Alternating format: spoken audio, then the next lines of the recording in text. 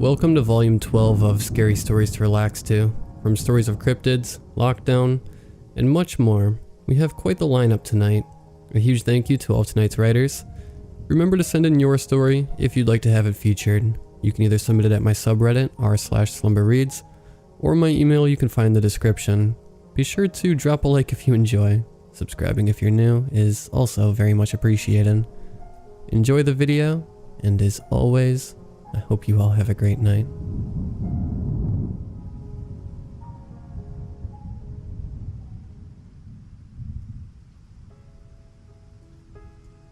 I bought a 2-story house a while ago, my first one ever.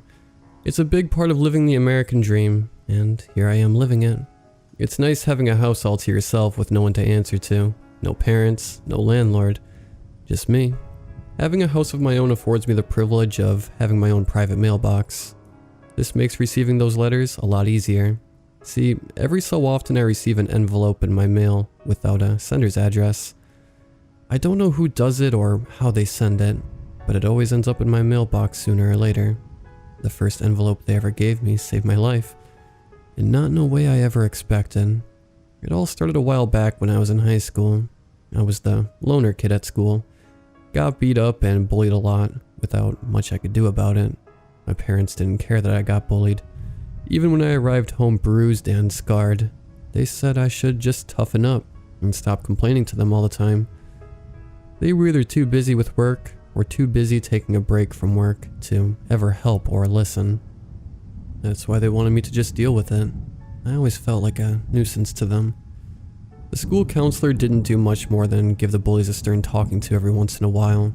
Sometimes he'd give me letters he'd put on an envelope that he wanted me to give to my parents, but my parents either got upset when I showed it to them or laughed at me for being too weak and dependent on any kind of external help. Thus, I still got beat up for my lunch money and valuables almost every week. Sometimes I got beat up and insulted for no reason at all. I tried asking teachers for help multiple times because of it, but all they ever did was show me to the counselor's office. It's safe to say they didn't care much more about the situation than my parents did. So when I went to the teachers, they directed me to the counselor. When I went to the counselor, he told me to give the same letter to my parents. And I gave the letter to my parents, and they just laughed it off.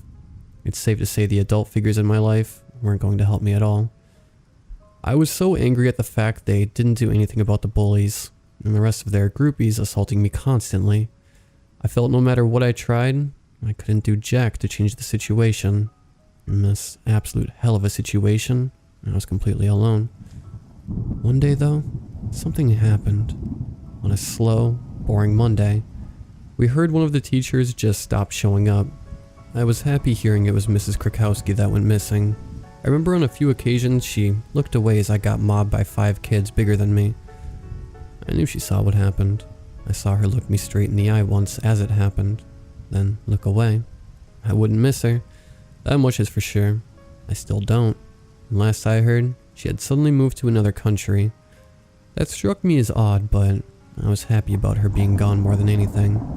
At the time, I overheard she'd been replaced by a substitute right as the school started to worry about her sudden absence. It was lunchtime and I was making my way to the cafeteria, trying to take a long route around the back of the school when I felt a chill down my spine. That feeling you get when you feel someone staring holes in the back of your head. I looked back and noticed something odd. Something you never really saw at my school. There were crows on the roof of the school building and on the surrounding trees, and they were looking straight at me. I froze for a moment, then I heard the crunching of grass and leaves moving toward me. My luck couldn't have been worse. I'd taken a path I didn't usually take to the cafeteria to avoid dealing with them, yet there they were. It was Manson and Billy, with 2 or 3 other bullies. I tried running back the way I came, but I was already surrounded. Turns out some of them were waiting for me behind the trees. I felt the hot blood run from my nose as I braced myself on the ground in the fetal position. They tried picking my pockets and I tried fending them off, but they just hit me harder for it. Couldn't do much about a 5 versus 1 fight. I saw one of their clenched up fists fly at me and I lost consciousness. Eventually I woke up to the sounds of the school bells ringing. I had missed lunch yet again. I was in pain and I was furious. I wanted to kill them. I couldn't take it anymore, but I felt powerless to do anything about it. I put a hand over my eyes, and tears started streaming down my face as I laid my back on the prickly grass.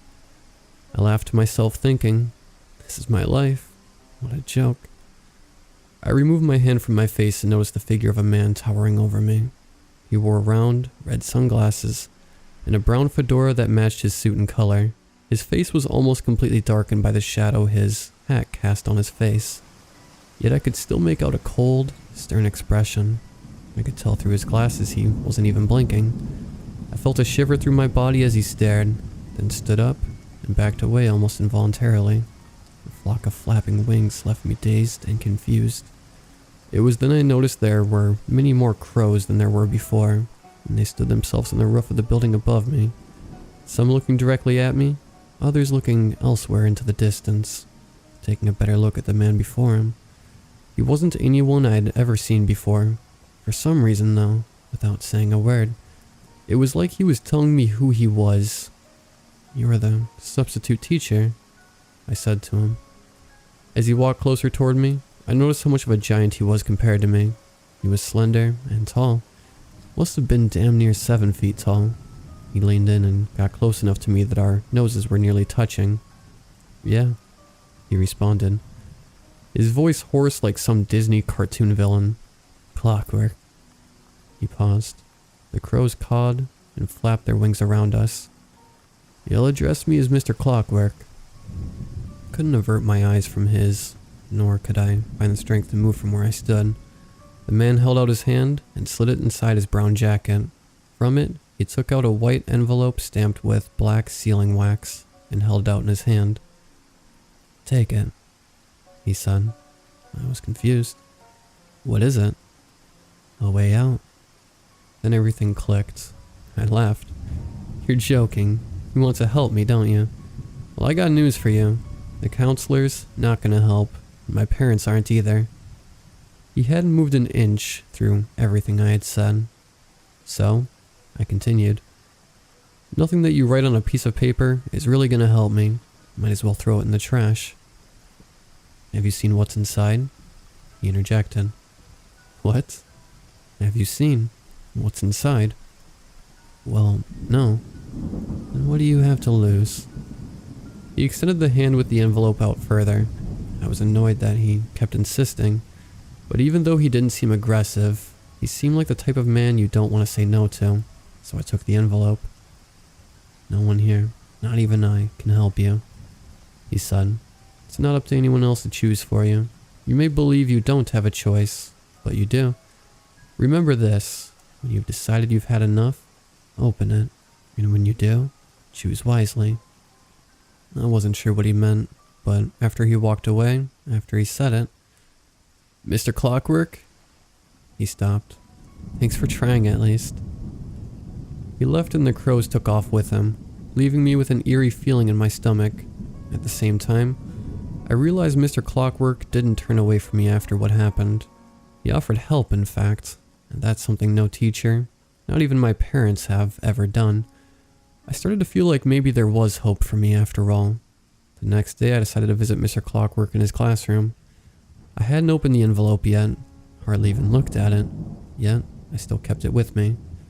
I didn't know what was in it, of course, but I was too pissed off about the counselor's useless letters to want to open another one. Also, I didn't want to feel disappointed if the envelope ended up having another referral letter to the school counselor. Instead, I decided I was going to talk to him again. Maybe the bullies would leave me alone if I ended up making friends with him. He was tall, scary, and helpful. Seemed like a better plan to me in the end. When I entered his classroom, I saw a man with blonde hair, a buttoned-up shirt, and glasses. When I asked him where Mr. Clockwork was, he didn't know who I was talking about. The blonde-haired man told me he was there to replace Mrs. Krakowski as a substitute, but said there was no mention of a Mr. Clockwork at any point before he came in. Mr. Clockwork had disappeared, just like that. I found it odd and a bit disappointing, but I wasn't expecting much out of the situation. A few weeks later, I'd forgotten all about the ordeal until I saw them again on my way out of school. It was Mason and Billy and the rest of them. They gathered by an alley I used to take to avoid the main roads. Once again, They'd found out the routes I took to get home as safely as I could. By the time I saw them, I was too deep into the alleyway. I knew I wouldn't be able to run away. It was one thing to be bullied at school. It was another to get beat up in an alley with no one around to see. I had no saving grace from teachers being nearby. No way to lose them in crowds of students. Nothing. As I fought back, I remember getting a solid hit on the only girl of the group. It wasn't like I intentionally targeted her, but that's what you get for trying to pick a fight with someone. You hit, you're going to get hit. I don't care what gender or race you are. As much of an egalitarian idealist I thought myself to be. Punching the one girl in the group didn't go over as well with the rest of them as it did with me. She started crying, and soon I found myself in a daze taking hits from all sides. So many that I don't remember how the fight went in any sort of detail. All I remember is I got left on the floor again after it ended. I could barely move. I remember not being able to open one of my eyes, and I could feel hot fluid streaming down my forehead. I was in so much pain I could hardly breathe. They'd scattered my notebooks and papers all over the cement floor of the alley. They'd taken my money again. I didn't have to stand up from the ground to know that's what happened. I could only think about how I wished I had friends to back me up, or someone like a brother to defend me. I wished I had anyone that could help. Then I remembered my parents. How they called me weak and thought of me as a dependent loser. I felt ashamed, angry, bitter. Off the corner of my one remaining good eye, I saw something sticking out of one of my notebooks on the ground. The moment I saw it, the words came back to me. It is not up to anyone else to choose for you. I pictured the substitute teacher's face in my mind like he was actually there, looking down at me.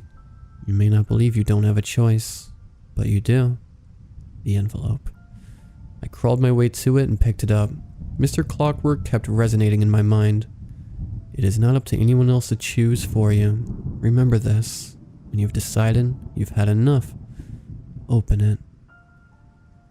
I remembered something about the black wax seal I hadn't before. It had an insignia of crow perching above another's body, with its claws entered into its torso. I opened it with my shaky hands and drew a single white page from its insides. At the top of the sheet of paper was a crow's head bleeding from its eyes, and the base of its neck. The streams of blood swirled, forming a fancy pattern around the head, then trailing downward and forming blank lines on the rest of the page. Above the lines was text that said the following: "The Brotherhood calls to you. Our associates have deemed you worthy to follow in the flight of the crow. You shall write with your blood upon a crow's feather the names of those deserving of the curse." My own blood? A curse? What the hell? I remember thinking. Then I remembered the rest of what Mr. Clockwork said. And when you do, choose wisely. Inside the envelope was a black feather. I felt my consciousness fade. So before I passed out, I picked up the feather and tipped it with the hot blood streaming from my face. Fighting for the last ounces of consciousness, I managed to write their names: Donald, Gunther, Lily, William, and Mason. Before I faded out from consciousness, I noticed something that's still in my memory to this day.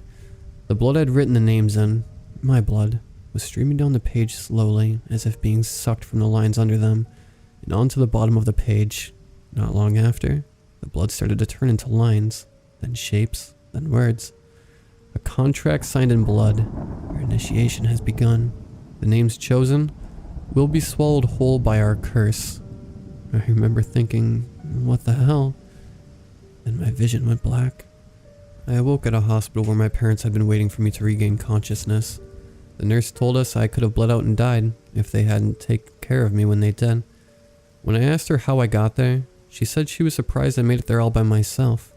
I found that strange since I don't remember anything after I lost consciousness. Then she said it was possible for one's body to move even while unconscious, like a self-preservation mechanism your body has. She still found it extraordinary because of the state they found me in, and said similar things can happen to people who suffer from hallucinations. Guess I got incredibly lucky, or I have a very reliable body and brain. I wasn't surprised when my parents suddenly pretended to give a crap about me. Their fake tears came coupled with bitter insults and slights. Can't even defend yourself. What's wrong with you? If you could make any friends at all, none of this would have happened. That's what happens when you have a weakling for a son. Of course, even me being in the hospital was about them. I wasn't really expecting much from them though. I didn't care. There was one thing in my mind at that time. What happened in that alleyway after I left school that day? The crow's head on the letter, and the blood, the curse. I was afraid my parents had looked through everything and seen it. I was lucky they didn't see it after all. The rest of the time I was at the hospital, I'd have a corner of my eye on my backpack nervously. My parents were still there, and I didn't want to make them even the least bit suspicious. If they saw what was in that letter, I had no way of knowing what they'd do to me. They'd send me to juvenile prison, or worse, a mental institution. Once I was alone in the room, that was my chance. I quickly got up from the hospital bed and rummaged through my things. Then I saw the envelope, only I didn't have a wax seal on it anymore. I took out the sheet of paper that had the crow's head on it, but it was blank, completely and utterly blank. A realization dawned on my mind. I thought back on what happened, the bullies, Mr. Clockwork, the envelope. These events all had something in common. Highly unusual things happened every time I had a run-in with Billy, Mason, and the gang. Then I thought about what the nurse said about hallucinations. I got hit pretty hard every time I ran into them. Could I have been hallucinating? Did any of it really happen? When I asked that other substitute about Mr. Clockwork, he didn't seem to know he even existed. Did I meet Mr. Clockwork? Did I really write a letter in my own blood? Was I just delirious? Did I imagine the whole thing? No, I thought. There had to be an answer to it all. Maybe Mr. Clockwork wasn't an official substitute. Maybe he was just a friend of the school principal. Maybe someone saw the letter after I passed out in the alley and swapped it out for a blank one. Even if I had been hallucinating, why would I be carrying an envelope with a blank page on it? And why would I remember everything I experienced as vividly as I did? I was determined to find out what really happened. I tried to get some information from my parents. I asked every teacher and student about Mr. Clockwork, but nobody knew what I was talking about. Every day, my breath got shorter. I slept less and less every night, thinking about what happened, running into dead ends. I could not escape the thought that maybe I was just crazy. Maybe it was all in my head. Wherever I went, I saw crows looking back at me, taunting me. But Mr. Clockwork, the envelope, the letter I wrote in my own blood, there was no trace that any of it had ever happened. The days blurred together, and I felt myself going crazier and crazier. I littered my room to oblivion with pages upon pages of scribbles, news articles, anything I could find to get an answer, but it was no use. I felt my mental state slipping. Then one time, trying to conjure up an answer, I came up with an idea. I thought that maybe the staff at the hospital I was in knew something else. Maybe if I asked around, I'd find something out. When I arrived, I talked with the receptionist, and then eventually I found the nurse that took care of me during my time there.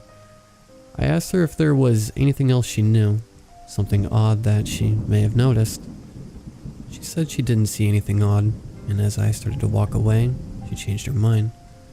She told me that, other than finding me injured in front of the hospital, she said the person that found me had seen a flock of birds around me that flew away when they got near me. When I asked what kind of birds they were, she said she was told they were blackbirds. I woke up one day in a dark room with a buzzing light bulb hanging above my head. It seemed to be one of those old industrial fluorescent lights. I felt dizzy and confused. I stood up and realized I'd been sitting on a rusted folding chair. The single light bulb above me cast a circle of light below it. Outside the circle of light, there was nothing. Elsewhere beyond it was pitch black. I was sweating. I heard noises in the background I couldn't quite make out. Not something you'd ever want to hear in a dark room by yourself, that's for sure. I was afraid to make even the slightest noise. The noise from the light bulb felt like it was buzzing inside my skull and made me nauseous. Every once in a while I'd hear an echo in the distance, like the noise of something falling over in a big echoey room. I was nervous and uncertain about a lot, but if there was one thing I was certain about, it was that I wasn't alone. It felt like hours had gone by with me sitting on that rusty chair. I was getting desperate. I was terrified to do anything, but I wanted to leave that place. Eventually, I felt myself brave enough to say in a soft tone of voice, "Anyone there?" No answer. I raised the tone of my voice up a notch. "Anybody there? Anyone?" I kept at it enough that I finally heard something. It sounded like a voice, grunting. There was someone else in that room with me, and I didn't know if I was happy or afraid. Then I heard something click, then buzz. Another light that clicked on ahead of me in the direction the rusty chair was facing. Another one clicked on ahead of it, then another. I was in a much bigger room than I thought, maybe a warehouse of some sort. Far away into the distance, where the lights formed a path, there was a door. It looked to be a white door. It became apparent how dirty and worn the cement floor looked as I walked toward the door. The fact that the clean, white door at the end of the room didn't fit in with the muck-ridden floors and walls it was mounted on gave me an eerie feeling in my stomach. My legs were shaking. I wanted to move faster, but I was too scared to. The background noises I'd been hearing got louder. It was music, chanting, dark and guttural. It got louder as I drew closer. As I stood about a foot or two in front of the door, I noticed it had something engraved on it. A bird digging its claws on another below it, and a floral pattern all around it. The crow, same as the one on the black seal of the envelope Mr. Clockwork had given me. My body still shook, but a wave of calm I could not explain washed over me. I felt I knew now why I was where I was. I was uncertain, yet all was clear. I placed my hand on the door handle. Music stopped. I turned the handle, pushed, and the door creaked open. It was a small room made to look like a Gothic chapel. There were tables with lit candles, books, and chandeliers. The walls were lined with mosaics, showing illustrations of men and women in dark robes and cloaks. They showed kings, emperors, influential figures of our time bleeding and falling at the hands of these figures, all of them under the crow's gaze as the centerpiece of it all.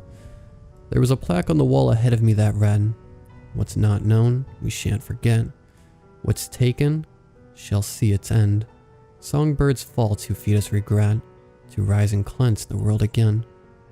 I heard groaning on the floor ahead of me. It was a familiar groan. There was a kneeler with a book on top of it. I opened the book to see what was inside. I smiled. My parents came to visit me at my new house about a month ago. I no longer have any resentment toward them, as I did when I was younger. I invited them, after all, and greeted them with glee. Normally, I'd sit back and wait for them to arrive, but this time I heard the doorbell ringing. I opened the door to see a man, tall and slender, with red-tinted glasses and a matching suit and hat. The envelope is finally here.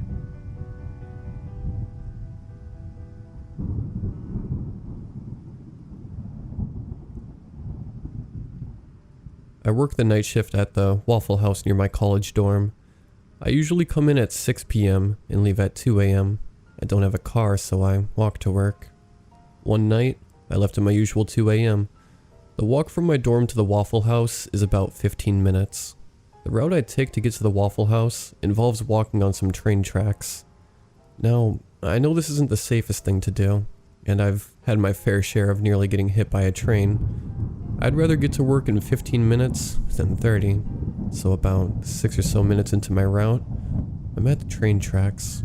It starts out as one lane of tracks, but eventually there's another set of tracks right next to the first set of tracks. The second set usually has a few train cars sitting in them. I use the flashlight on my phone to see what's in front of me. The walk is usually quiet, but I had this feeling of dread.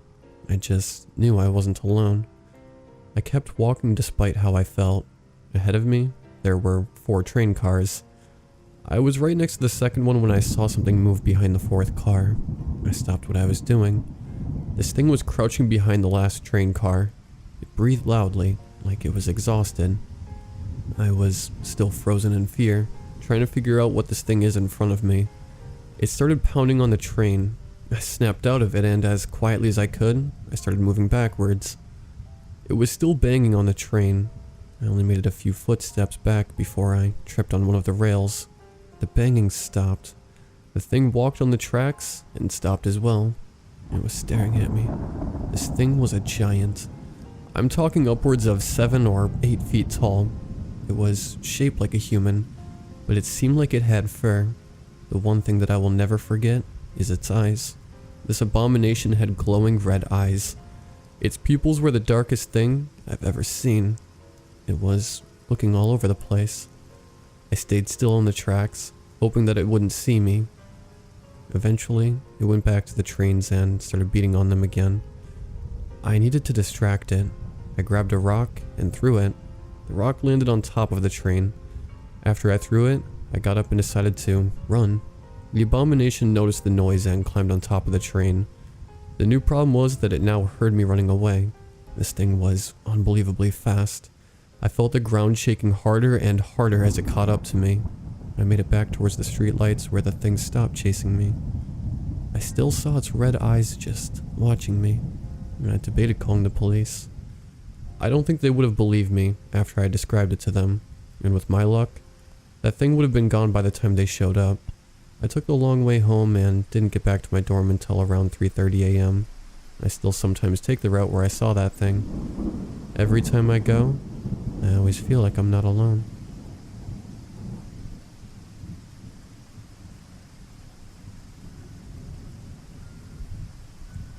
It all began with an innocent sound, a sound that many would love to hear once in their life. But for me, upon hearing that sound, my life changed. It was an owl hooting. A low, but very long hoot came from my bedroom window. I rose up from under the comfort of my covers, turning in every way. Then again, the low, but very long hoot came from my bedroom window. I turned to the window.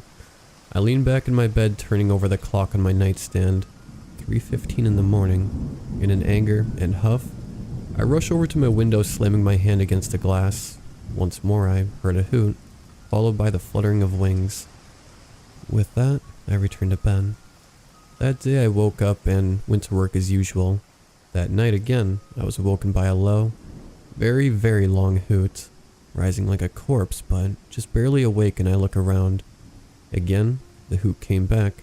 Once I placed my feet on the cold wooden floors, I woke faster than any cup of coffee could ever do me. I rush over to the window, pulling open my blinds to see a large snow-white owl perched on my windowsill. It stood perched and its back toward me, but quickly rotated its head like all owls do to stare right at me. Its eyes were so large, and looked to be filled with the entire cosmos. Again, it let out a hoot. However, this hoot wasn't low and very long. No, this hoot was deep and short. It held up its wings and flapped away into the night sky. Its cosmos-filled eyes kept looking on me as it flew. That morning I sat at the table staring down my bowl of cornflakes, the mini flakes drowning in that sea of milk. I should be trying to chow the sweet meal down, yet my mind still lingers on that owl. That owl that hoots upon my windowsill. That owl whose eyes shine like the cosmos. Each passing night that owl would return to my windowsill, yet I dare not open my curtains. I dare not look upon the owl. I dare not look upon its eyes. For ever since that night, I glimpsed into those strange cosmos-filled eyes. My mind had been wrecked with images of that owl. Every morning, I would be barely awake. Each time my eyelids shut, I would see images of that owl and its eyes. Its eyes would shine so brightly, as if someone took a flashlight and held it right up to my eyes. I would jerk my eyes open, only to glance around frantically. Why was this owl on my mind?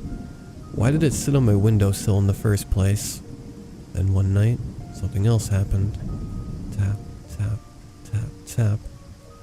4 taps came upon my window. I rose up, staring at the window. Tapping again, 4 of them. Fear instills into my body, and again, the taps came from my window. It appeared they would never stop. Swallowing my fear, I slowly made my way to the window. The tapping stops when I stood by the window. I don't know how long I stood there clutching the curtains. Then, a soft tap came upon my window. I closed my eyes and swung open my curtains. I opened my eyes only to scream. On the other side of the window, I expected to see the white owl perched, but that wasn't the case this time. There, standing in the pitch darkness of the night, was a person. I could not see their face. It wasn't that the darkness shrouded their face, but that they were very tall. The top of my window cut off the area around the neck. I could only see their body and their long arms. Tap, tap, tap, tap. A long pointed finger tapped against my window. Then the person started to bend downward. Afraid of what could happen, I managed to run out of my room and into my truck. I drove off down the road. I had to get away. But where? I began to think at that moment, where would I go? As I drove down the night streets, out of the corner of my eye, I saw the person that stood outside my window. They stood just enough out of a nearby street light for me to not see their face, but I could see the clothing they wore. It appeared to be clothing from the 17th century. I drove right past them, not stopping for a minute. I eyed my gas tank. Thank God I filled it up that morning. 30 minutes had passed during my drive. Thinking about heading home, thinking that person must have left, I saw them again. This time, like before, I could not see their face. They stood on the side of the street on the opposite sign. Though I couldn't see their face, I could tell they were facing me. How long had this person been following me? How could they be following me? No one could keep up with a vehicle like that. Then, as I looked forward, I saw something come flying towards me. Fearing the worst, I hit the brakes. My wheels screeched the loudest I ever heard them, breathing heavily with my hands gripping the wheel so tightly that they turned white.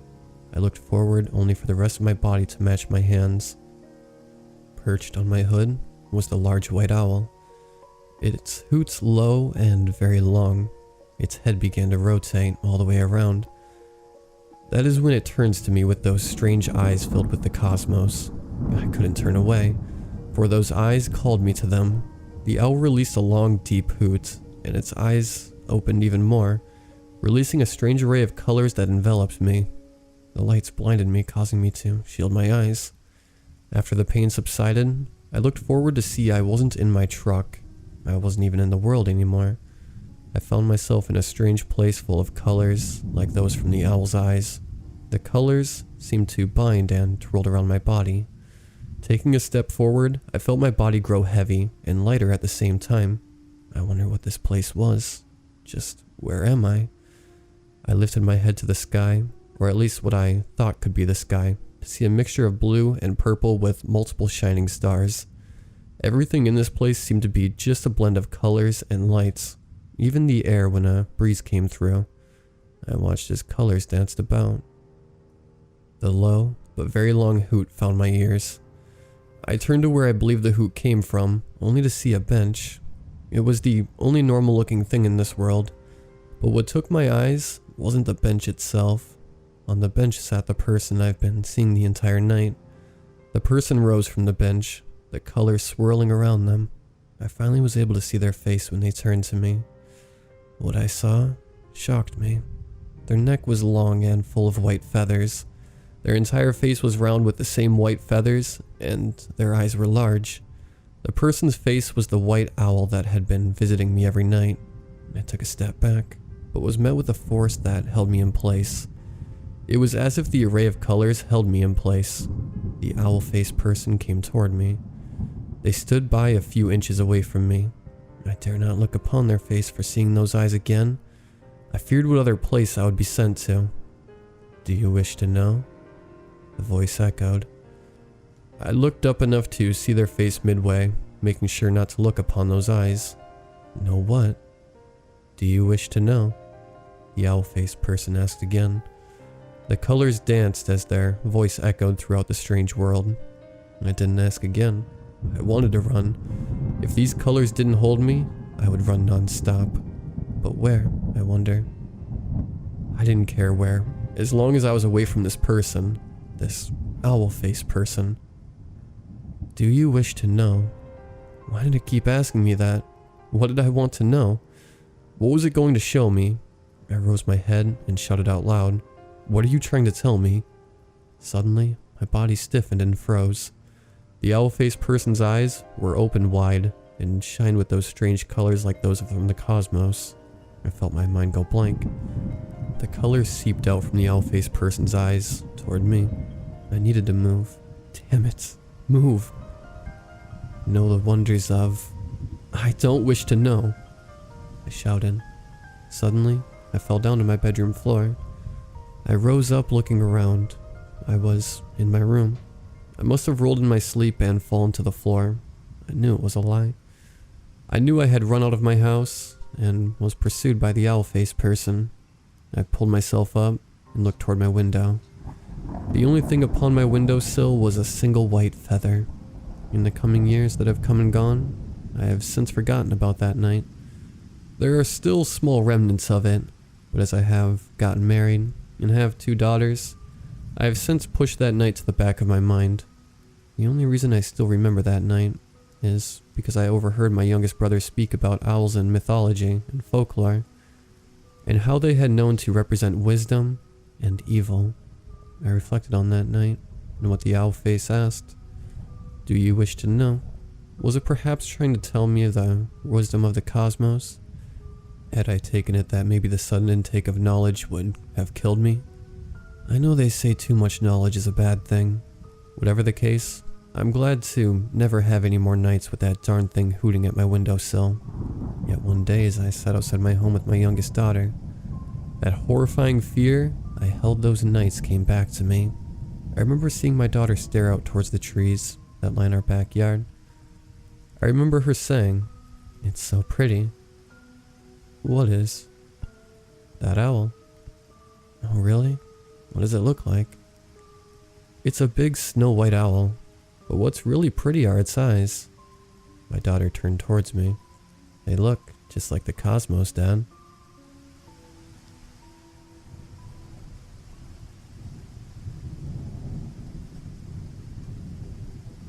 This is my first time posting a story here, but the guilt has eaten me away for long enough. If I knew then what I know now, I would have never gone down there. Everything I am writing here is completely true. I hope by writing this, I can potentially warn others of them. But first, a little backstory. I started university in Chester, England. Shouldn't be too hard to figure out which one. I was assigned student accommodation. Nothing too fancy, but I had my ensuite and a single bed. The room was bare and typical of that in a low-end student accommodation. I realized it was important to make friends, and I awkwardly shuffled to the kitchen area to meet the new students. It's funny, really. I'm 22, and by far the oldest student staying in the building from what I could figure out. The second oldest was a girl named Billy, who kind of acted like your typical blue-haired, biker jacket-loving gal. She took me from the middle kitchen, we had 3 kitchens, divided among 37 students, and took me to the farmost kitchen closest to the back of the building. Hi, my name's Billy. I felt like it was a good idea to get all of us together to kind of shoot the shit a little, Billy said enthusiastically. This caught me off guard as I am used to working with the elderly, who don't seem to want to talk very often. So suffice to say, I'm pretty awkward with social situations. Hey, I'm Ben. It's a pleasure, my lady, as I gestured to a tipping of my non-existent fedora. I paused for a moment and realized how cringe what I had done was, but I had laughs coming all around. I could breathe a sigh of relief. I don't remember much of the conversations I had, but from spending an hour with these people, I had learned each of their names. Out of the 3 girls in the room, I was introduced to Billy, Amy, and Megan. The boys were busy drinking and playing hacky sack to particularly take interest in myself. Now for the story. After a few hours of talking and getting to know these people, who I would be spending the next year with, Billy with cheeky smile remarked, "So, did anyone else notice this place has a cellar? I've not been down into it. I've only seen the creepy stairs." Everyone looked at her confused, myself included. We had all only just gotten here a few hours ago. I imagine I wasn't the first to arrive, yet I cannot imagine how Billy had time to discover the cellar when she was eagerly gathering us all and happily drinking with us. I think we should go take a look. After all, I love a good cellar. Dark and musky, I yelled enthusiastically. Everyone seemed to be in agreement, and we all gathered around the door to the cellar. Now what confused me is that whilst we were there at the door, there was no handle to the cellar door from the outside. It looked like another student room number and all, but without any place for a handle. Before all this, I wouldn't have considered myself a believer in the spooky or things that go bump in the night. But here I am at 5 a.m. writing this story. I cannot sleep. The thought of what we saw. If only I had listened to my instinct and turned around and went back to my room. There I stood, in front of the door, popped ajar slightly. Everyone was laughing with their drinks in hand, yet I felt something wrong. Something about this door felt unwelcoming. Yet something else seemed to want to pull me in. A darkness crept into my heart. It felt like it tore its way into my soul like a deep depression. I chalked it up to my nerves, and before I realized it, everyone else had begun to descend down the cold concrete stairs and around the corner at the bottom. I approached the stairs cautiously. After all, we clearly were not supposed to be here. The steps had been chipped and broken and scratched, left to deteriorate over many years. The air was cold and dusty. You could taste the dampness and mold. I took a deep breath and walked down the short staircase. At the bottom of the staircase, I found myself in a small room, no bigger than a utility cupboard with a few bookshelves with random binders and papers lazily thrown around, almost as if someone had intentionally thrown all the paper into piles. As I approached the door on my left-hand side, I felt a chill in the back of my neck like someone was watching me. I looked over my shoulder and saw it. In the corner of the room, there was a dark shadow, impossibly black, but the room was small and lit completely by the long light above head. The longer I looked into the thick black abyss, the more I felt myself being pulled in. It felt like it was watching me. Tap, tap, tap, tap. I continued to stare, the tapping breaking the unbearable silence. It sounded like the tapping was coming from the abyss in front of me. The tapping got louder. This time, it was coming from all around me. It sounded like it was in the taps around me. I turned sharply to find the source of the noise, to find it hadn't simply stopped. Realizing what I had just seen, I looked to the abyss and it was gone. The only thing in the corner was a mess of trash bags and soaked pieces of paper in a pile. I backed up slowly and went through the doors the others had gone through. Was it a part of my imagination? I haven't been sleeping very well, and was prone to hallucinating every now and then when I hadn't slept. Yes, that must have been it. "This place is huge," exclaimed Amy, one of the girls from the group. "It's easily 5 or 6 different rooms." Now I was stood in a room with Amy and Billy. The room was quite literally your typical horror movie murder setting. We had the flickering tube lights, bare white walls, rows and rows of folders with various people's names, and a few black boxes with names scrawled on the front. This room was easily 15 feet in each direction, 3 with doors. One door led back into the small room I had just come from. The other 2 led deeper into the cellar. It was only at this moment I realized that I couldn't find Megan. I assumed she had gone off ahead, and when asking the others, they shrugged me off and said she probably went on ahead. Right, well, I've seen horror movies before, and I know that the first person to separate from the group is usually the one murdered by some freaky zombie, so I'm gonna see if I can find her. Once again, Billy and Amy seemed to ignore me, as they started taking random files off the shelves and flicking through them. I looked at the door to my right, however, decided since there wasn't a light, and the door was only halfway open, I'd rather avoid going further, so I went through the door on the left instead. Inside the door on the left, I found myself in a small hallway with a door on the far end. One door to the right, about halfway down the hall, and tap, tap. I felt frozen in place. The room grew silent between tapping. No longer could I hear Billy or Amy, only the rhythmical tapping, once again all around me. Is it in the pipes? Am I really hallucinating? I turned to leave to find the door was missing. A brick wall had replaced the door that was there moments ago. What the hell? I choked under my breath. A sick feeling in the bottom of my stomach. I thought I was going to vomit. And then I felt it again. The creeping darkness, creeping into my soul again. I could feel it watching me. I knew I'd see it if I turned around. The void, that abyss. I turned slowly, fearing what I might see. Nothing. I was staring at nothing. I sighed for a moment and closed my eyes. I must be going crazy. Maybe the mold is doing it. I opened my eyes, and there at the end of the hall I saw the abyss. This time, it was far enough away for me to feel safe. I knew it couldn't reach me from here, or at least, that was my vain hope. Before I could collect my thoughts, however, I felt my whole body freeze in place. A small, wrinkled hand rose from the abyss. The fingernails long, broken, and black. The skin looked as if it was melting off. The hand rose up into a fist with a single finger lifted upwards. "Shut up." I heard it from behind me, almost as if someone had yelled directly in my ear. I dropped in fear and grabbed my ears. The lights cut out and the room was dark. I could hear screams all around me echoing. I forced myself to my feet and ran blindly, crashing into the door at the end of the hallway, knocking the air from myself as I did so. I slammed the door behind and threw my body against the door, hoping in some small possibility that I would be safe. I could hear scratching at the door. It sounded like a dozen hands at least scratching at the door, getting louder and louder, and then finally, it stopped. I looked around and saw I was by another set of stairs. This room looked similar to the room I had taken down to the cellar, but the layout was different and more modern. There were old office chairs and sinks around the room. Tap, tap, tap. The tapping grew ever louder. This time it sounded like it was directly on the other side of the door. I knew I had a chance to get out.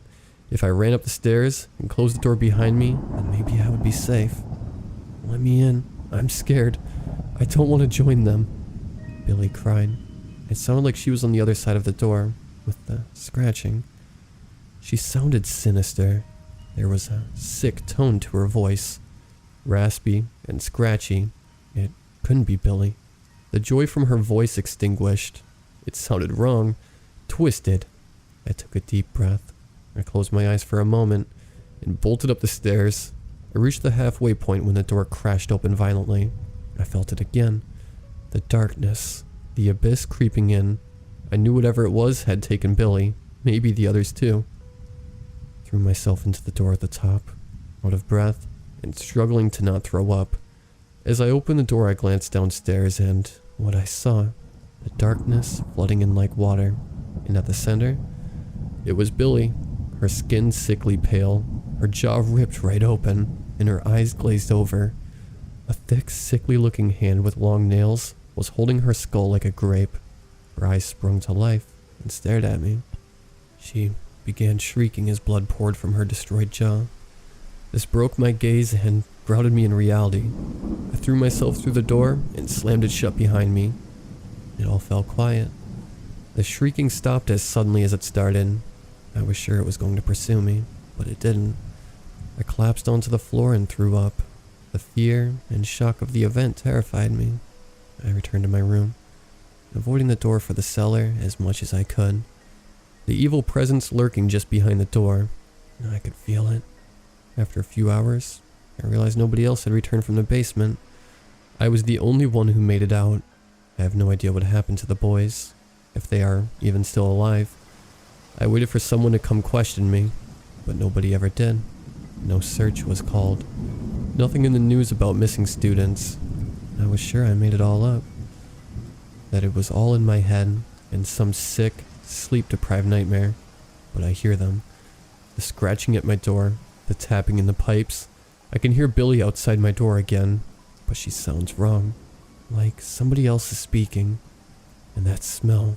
It smells like mold and decay. I'm so scared. I don't know if I will make it till sunrise. Whatever you do, don't go in the cellar.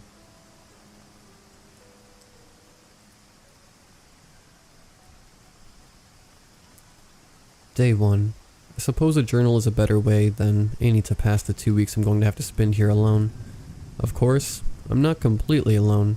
Everyone else was moved to the same building and locked in their own apartment, including a couple across the hallway and a lovely older woman, Mrs. Acree, next door. Oh, how I feel for poor Mrs. Acree. Being old and so vulnerable during these turbulent times. I really can't take for granted how lucky I am to have my life spared from the increased threat of death this virus poses to the cherished elderly. 2 men in protective suits came this morning to ensure I was comfortable and reminded me that a precautionary team will be ready and waiting downstairs in the foyer in case of any emergencies.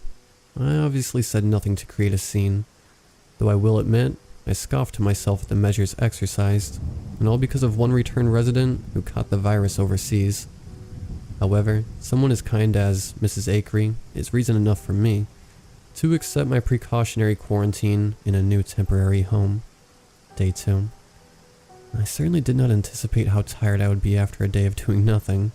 I must remember to be more aware of myself, as I collapsed onto the mattress with such force that I swear I must have snapped the darn thing. I jest, of course, though I do know I slept undisturbed for many hours, like a large boulder sunken beneath the crashing, yet calming waves. It was unfortunate that, when I did awake, I could overhear yelling that spawned from the couple's apartment across the hall. As a self-proclaimed gentleman, I exerted my greatest efforts to simply mind my own business, though a sublime combination of the couple's exuberant voices, and not having anything better to do myself, I simply could not help but hear a large portion of the presumed ordeal. I could not make out any words, though a loud and sudden thud brought finality to the couple's topic.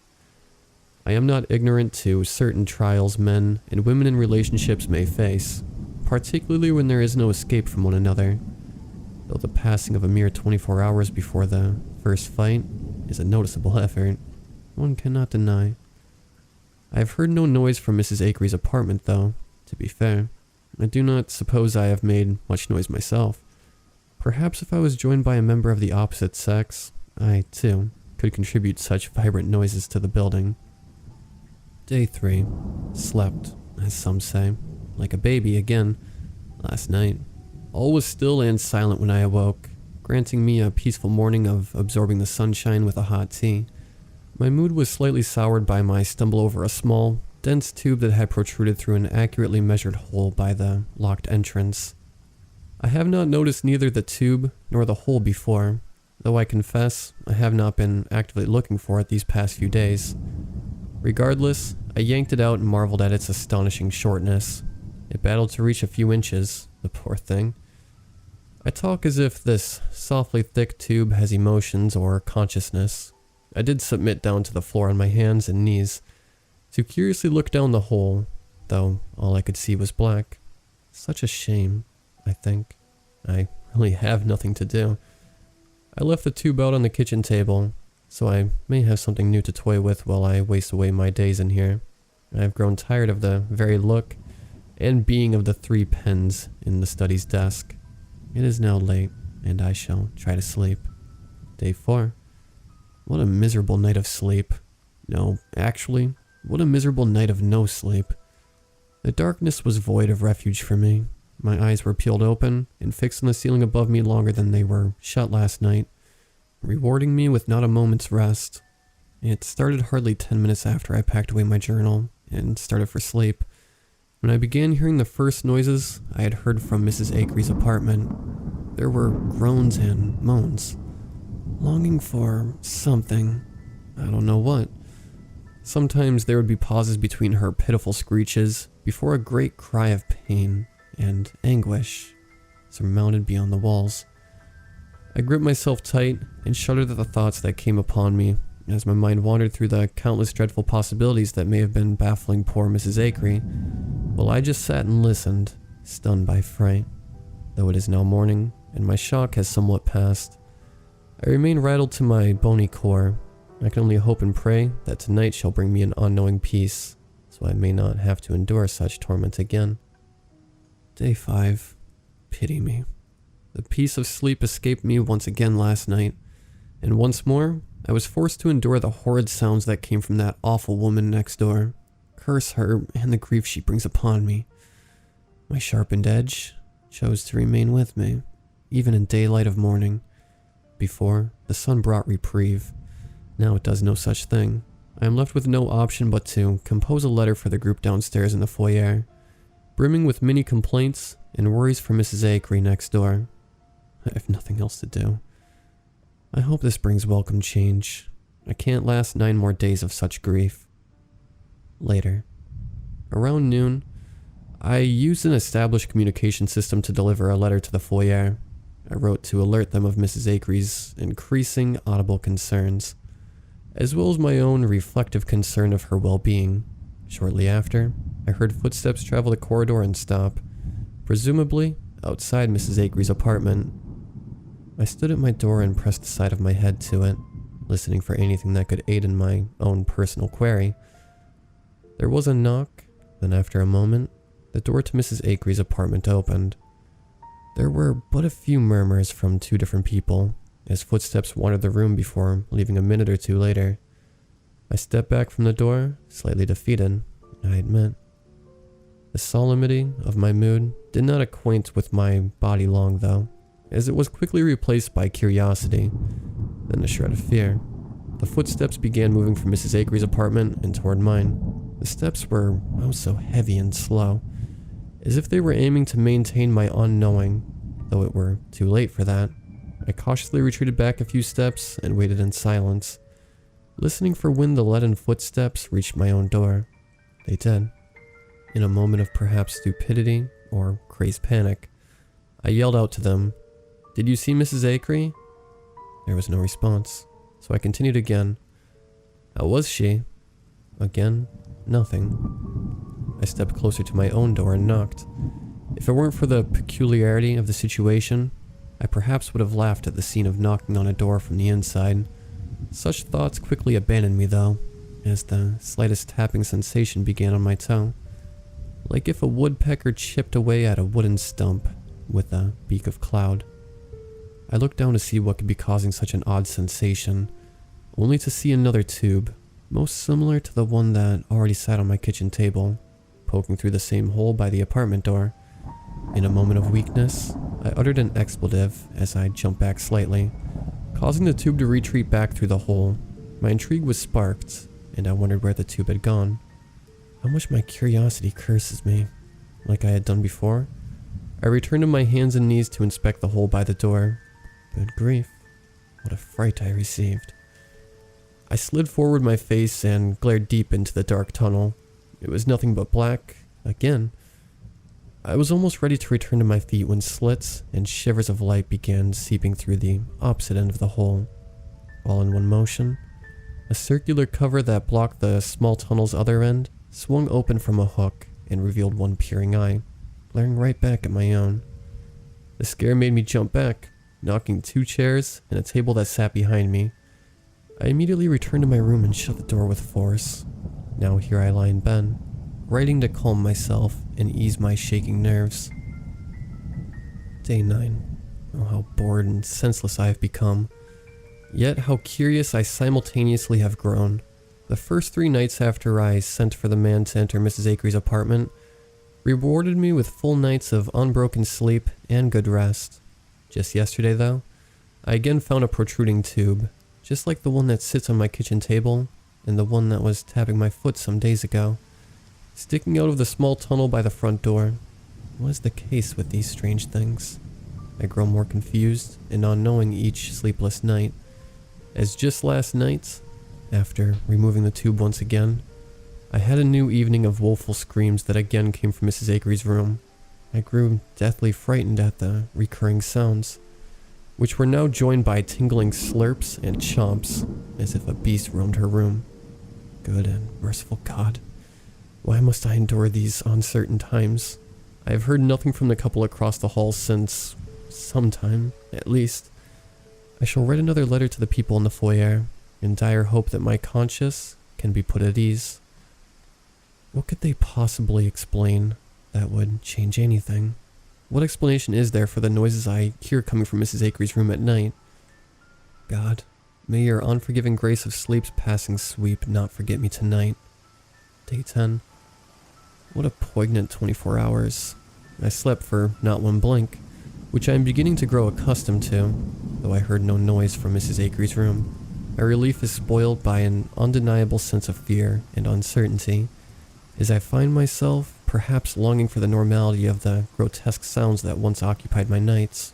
The silence was off-putting. I wrote many more times to the foyer to no avail. This mystery is certainly driving me mad. I fear that if I fail to gain some aspect of control over the situation, I will not live to see the end to all of this. Day 11. It is just a bit past midnight. I am awake in bed again, and just like the night before, no noise was making its way to me from Mrs. Akery's apartment. Did I ever dream of finding myself longing for the return of the sounds that used to fill my sleepless nights? Footsteps in the hallway quickly pierced the silence like a shot bullet, and I suppose I must have already been on edge, as I sat up instantly at the pacing bumps. Through my ajar bedroom door, I maintained a fixed stare on the apartment's front door as I heard the steps grow louder. A part of me wondered if it was the people from the foyer here to check on Mrs. Akery like I had asked. But what an odd time it would have been to do so. I expected, from past experience, that they would come during the day. This thought was quickly dismissed as the steps continued past Mrs. Akery's door and toward my own. My face flushed with buzzing heat as they stepped at my front door, and in the pitch black, slowly unbuckled the lock on the one plank of a door that protected me from the contents of the hallway. How fearful I was in those few moments, when a hand must have clasped the handle and slowly opened the door. The shrieking creak split my very soul and pierced deep within my ears. I hopelessly awaited for someone to enter, though no one did. The door just sat there, open, but hardly pushed forward. I was quite honestly perplexed and dumbfounded at the experience of such immense and instinctive fear remaining present so long after the event had transpired. I did not dare move from the bed to investigate, as I did not hear the footsteps depart from the door.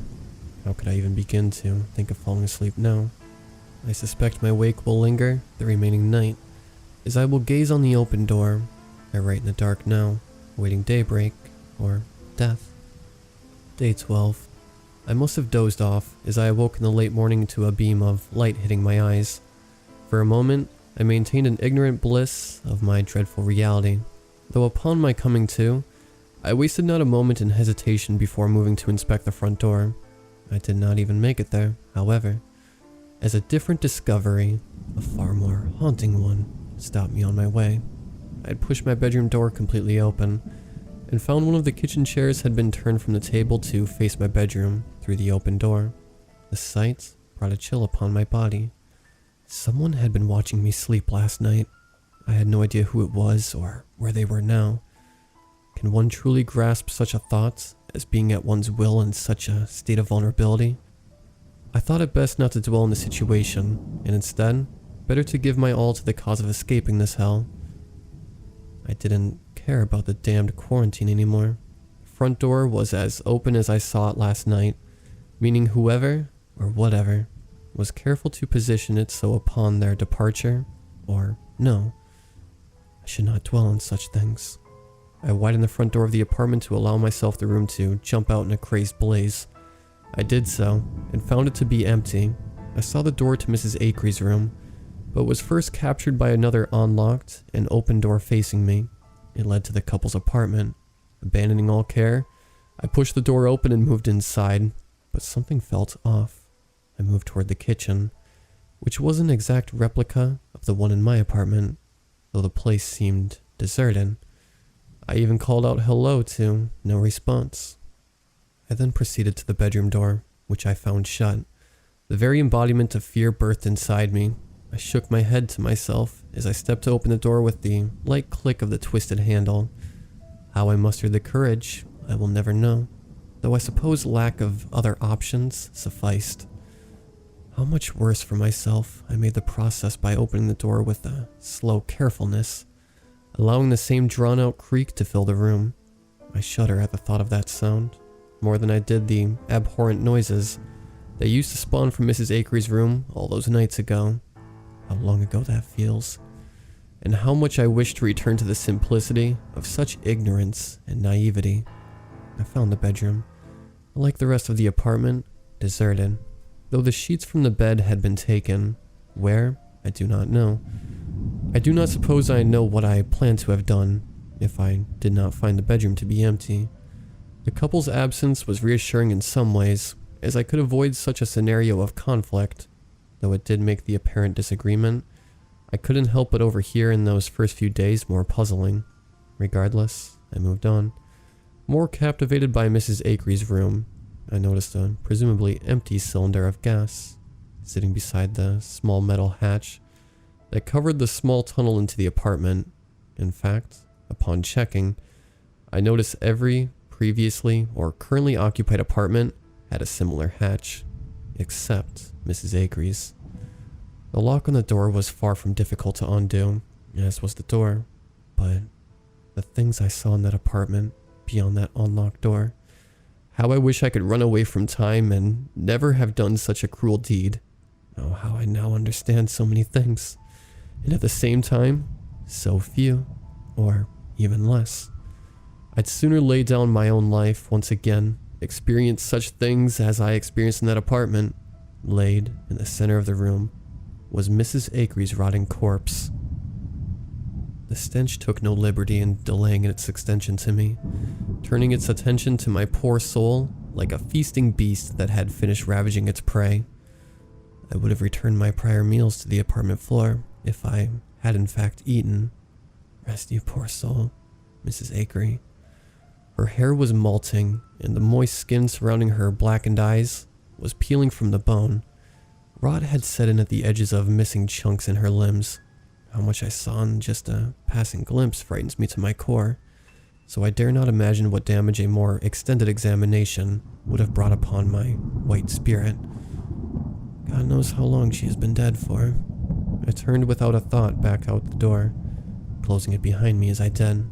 I wanted to keep moving, knowing there was nothing I could do for Mrs. Akery, but clinging to the hope that I at least may get out of this alive. I took a flight of open stairs down to the foyer. Do these troubles ever end? The foyer was empty and shut on all four corners, with no escape. A pile of letters had risen from the communication chutes I had sent them through days ago when requesting a second wellness check on Mrs. Akery. There was no one to be seen, not even a single corpse which I had, so unwillingly, grown accustomed to. Questions began replacing places of fear in my mind. What happened to the couple across the hall? Where did everyone go? Why was Mrs. Akery making all of those noises? Or, if she has truly been dead for so long, then who was making those sounds that I so often heard those nights when sleep escaped me? None of such questions do I have answers for.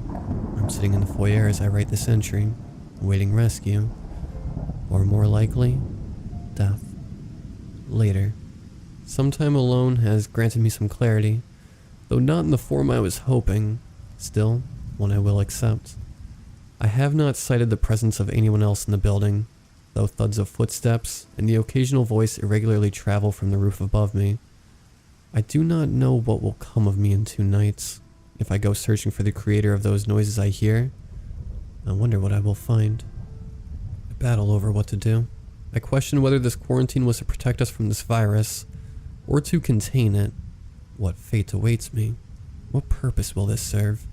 I have so many questions, and I know the enlightenment of answers will likely only come to a man who is moments away from greeting their demise. How I long for such knowledge. Conclusive note, stamped as evidence found on scene. Found in coat of one victim, male, 30s, brown hair, brown eyes.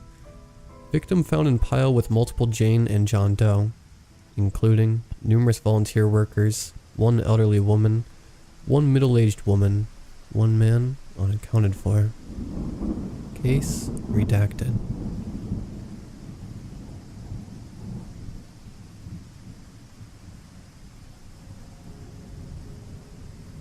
As a young teen, stupid games were the thing in our small town. I was 15, dumb, and stupid enough to play hide and seek in that dumb shithole by Dedham Road. I'm sure you've heard of it. Old, Victorian, and stunk of mold and rust. It may sound dumb from the beginning, which it is, but when your small group of friends talk you into it, I'm sure you too would have taken the opportunity. It was all getting together. I snuck out of my house at 10:15 p.m., just as everyone else did. As we gathered at the front gate, our designated seeker, who we'll call John, nodded, and started to count to 100 outside. I dashed inside with my friends, adrenaline kicking in from both the fear and excitement of my current situation. As some ran into the house, I ran up the stairs, while others ran to the lower levels of the place. I hopped into the closest room I could find, which seemed to be some sort of a bedroom, adorned with artwork, as if it was for a kid, maybe about 13. Unshaken, I jumped into the closet closest to me and simply waited. Hours, minutes, seconds, they all felt the same. Steps rung out, quiet, but steps regardless, as the old door creaked. As careful as I was not to breathe, my efforts were futile, as I heard the being get closer with every step. As the closet was breached by the door opening, my heart, no, the world stood still. It was just Russ. Russell was probably my best friend at the time, doing all the dumb things possible together. Understand what was happening. He quietly whispered about John's moving, and how some kids chickened out, and some were already found. He sat down, and we passed the time just doing the simple rock, paper, scissors every now and then. The game's over. Come on. John yelled a bit too loud for his own good. We need to run. What's your address again? 104 Floyd Street, but no way you're coming over. Laughing it off, we jogged out of the house. Well, we almost did. Russell stopped. What are you doing? Just looking around for a bit. Go on without me. Shrugging, I ran out of the house. Meeting up with my friends, we all declared me as the champion. High on my own success, I led the way back. Russell. Russell. Confused, my friends looked around. I'm right here, dude. Done with my panic attack, I laughed it off. That I left you back in that closet, bud. What closet? I stopped. He was there, right? In the closet? The bedroom? I have no idea what you're talking about. Stop messing with me. Nick, shut up and keep walking. Without hesitating, I ran back to get a last view of the house. And there he was in the window, waving. Russell. And there was a note on the gate. 104 Floyd Street. There's a ghost in that house on Dedham Street. And it knows where I live.